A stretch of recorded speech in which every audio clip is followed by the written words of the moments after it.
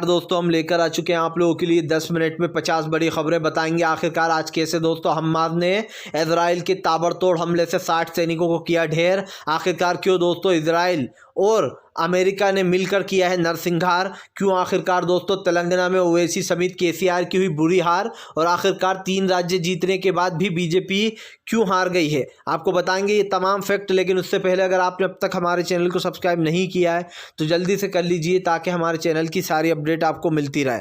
आपको बताते चले दोस्तों हमास ने इजराइल के ऊपर किया ताबड़तोड़ हमला, 60 सैनिकों को कर डाला ढेर। जी हाँ, दरअसल आपको बताते चले इजराइल से अपना बदला लेते हुए हमास ने कल जोरदार हंगामा किया। इस हमले में आपको बताते चले इजराइल के 60 सैनिक पूरी तरीके से ढेर हो गए। आपको बताते चले हमास इजराइल के झगड़े में लगातार इस तरीके की चीज़ें निकलकर सामने आ रही हैं। आपको बताते चले 5 राज्यों के चुनाव में से 3 राज्य जीते बीजेपी ने, मध्य प्रदेश, राजस्थान, छत्तीसगढ़। लेकिन आपको बताते चले राजस्थान का तो सबको ही पता था कि सरकार जा सकती है, एक एज था। लेकिन छत्तीसगढ़ का लोगों को विश्वास था कि भूपेश बघेल आ सकते हैं, पर वहाँ पर भी क्योंकि 5 साल सरकार चला चुके थे ये लोग, शायद 5-5 साल में अब लोग सरकारों को निकाल ही देते हैं, ज़्यादातर यही होता है। लेकिन आपको बताते चले मध्य प्रदेश की जीत एक बहुत बड़ी जीत है बीजेपी के लिए, क्योंकि वहाँ पर एक बार फिर से शिवराज सिंह चौहान का जादू देखने को मिला। जबकि ज़मीनी पर हम ये देख रहे थे कि बहुत सारे लोग मामा शिवराज का विरोध भी कर रहे थे, लेकिन उसके बाद भी मोदी सरकार को हरा दिया शिवराज सिंह चौहान ने, क्योंकि पूरा प्लान बनाकर बैठी है मोदी सरकार के वो दोस्तों किसी और को ही सीएम बनाएगी। लेकिन शिवराज सिंह चौहान ने ये साबित कर दिया कि वही मध्य प्रदेश के असली हीरो हैं।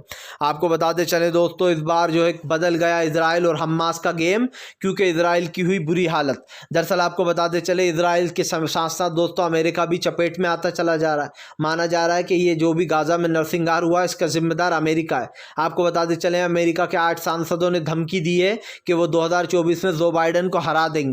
आपको बताते चलें ये 8 सांसद उन जगहों से आते हैं जिन जगहों से सबसे ज़्यादा वोट मिलते हैं। जी हाँ, और यही कारण है जो अब अमेरिका के 8 सांसदों ने मोर्चा खोल दिया है। दरअसल दोस्तों आपको बताते चलें इस वक्त जो यहाँ पर बदल गया पूरा माहौल। जी हाँ, आपको बताते चलें फिलहाल 5 राज्यों में से सबसे बड़ा राज्य जीती कांग्रेस। तेलंगाना में कांग्रेस की बम्पर जीत से बौखला गए दोस्तों ओवैसी और केसीआर। दरअसल आपको बताते चले ओवैसी और केसीआर की बोलती बंद कर दी राहुल गांधी ने।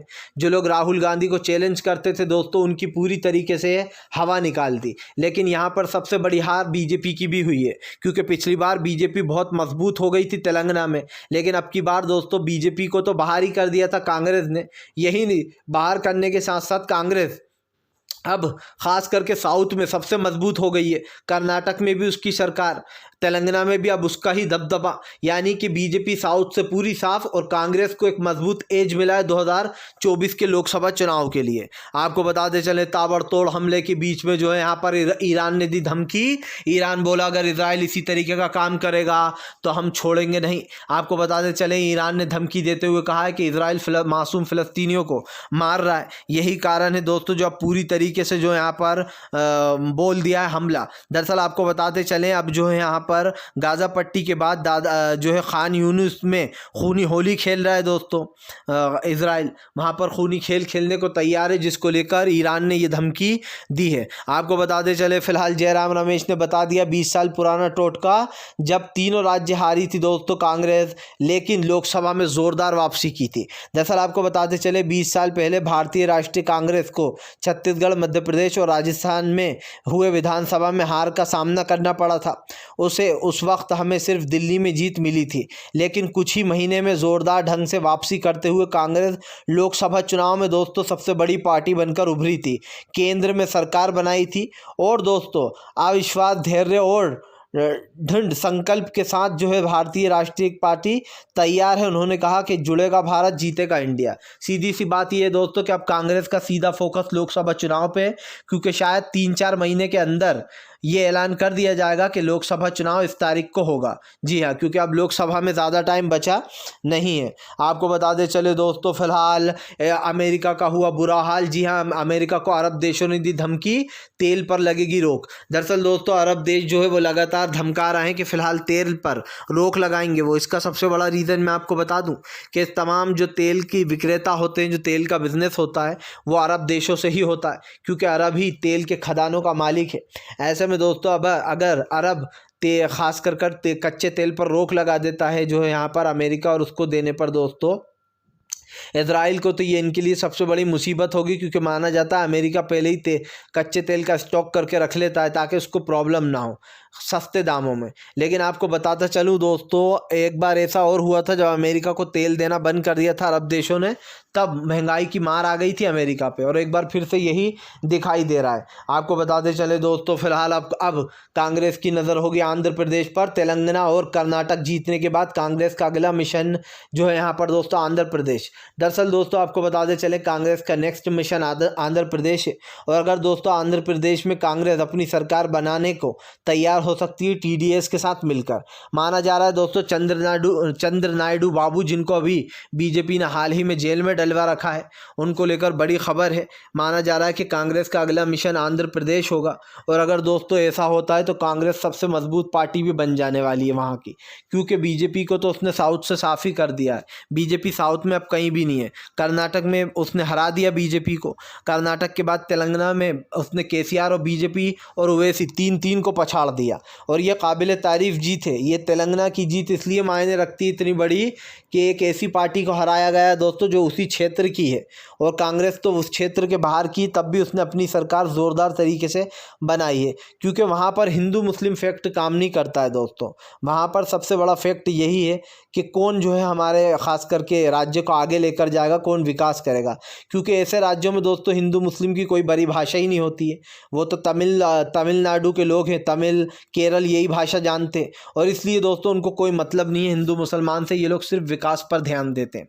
आपको बताते चलें फिलहाल दोस्तों पूरी तरीके से बाइडेन का गेम ओवर। ईरान बोला फिलहाल बाइडेन पूरी तरीके से अमेरिका जो है वो इजराइल की नाजायज़ औलाद है, क्योंकि लगातार बाइडेन ने साथ दिया है इजराइल का, और उनके कारण ही दोस्तों नरसंहार सबसे ज़्यादा फैला। सिंपल सी बात यह है कि इस नरसंहार को लेकर पूरी तरीके से घिर चुकी है बीजेपी और इजराइल, और दोस्तों इजराइल के ऊपर ताबड़तोड़ हमले भी किए जा रहे हैं, क्योंकि ये साफ कहा जा रहा है कि फ़िलहाल नाजायज़ औलाद बन बैठा है अमेरिका इजराइल की, इसीलिए वो उसकी मददें करता हुआ नज़र आ रहा है। अब कौन किसकी मदद कर रहा है ये तो पता चल ही रहा है, लेकिन आने वाले समय में दोस्तों गेम भी पलटने वाला है। देखना ये भी होगा कि आगे चलकर क्या होगा।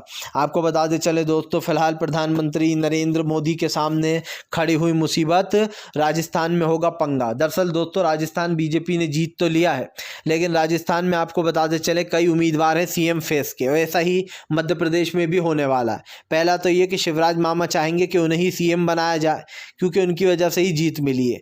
दूसरी बात दोस्तों, शिवराज सिंह चौहान को बीजेपी अब की बार सीएम बनाना नहीं चाहती है। नरोत्तम मिश्रा का नाम चल रहा था सीएम फेस के लिए, लेकिन वो चुनाव बुरी तरीके से हार गए, क्योंकि वो बहुत बड़बोले हैं।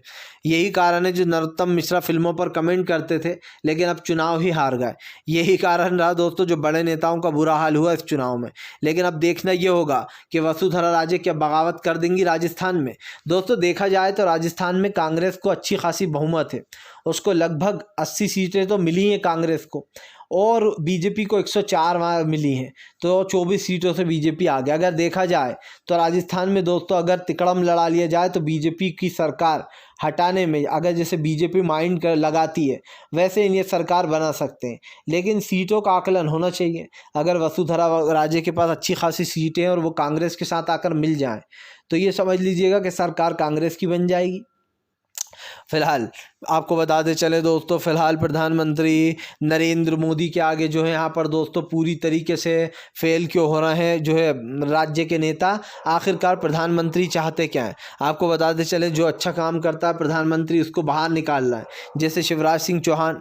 ऐसे में आपको बता दें जब प्रधानमंत्री ने साइडलाइन कर दिया था शिवराज सिंह चौहान को, उसके बावजूद भी दोस्तों जनता ने शिवराज सिंह चौहान को ही मध्य प्रदेश का हीरो माना, क्योंकि शिवराज सिंह चौहान के बल पर ही माना जा रहा है ये चुनाव जीती है। मोदी के बल पर नहीं जीते ये लोग, शिवराज सिंह चौहान के, क्योंकि आपको याद होगा दोस्तों कि जब प्रधानमंत्री थे भी नहीं सत्ता में, तब भी मामा शिवराज 15 साल तक नॉन स्टॉप मध्य प्रदेश के सीएम रहे। फिलहाल वीडियो अच्छा लगे तो लाइक करें, चैनल को सब्सक्राइब